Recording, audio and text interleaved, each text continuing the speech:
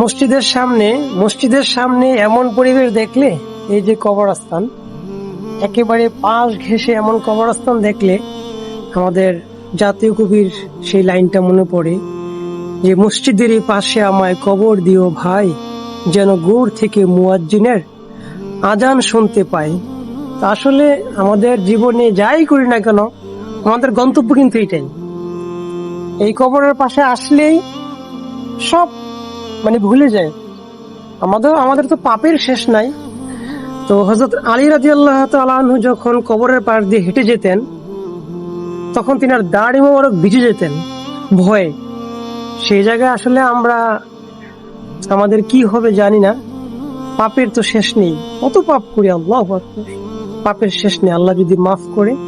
ওই পরিবেশটা খুব ভালো লেগেছে। এই যে মসজিদ, তারপর এই যে আমি উজুখানার সামনে বসে আছি, আর এই পাশে গোরস্থান, সব মিলিয়ে আসলে খুবই ভালো লাগছে।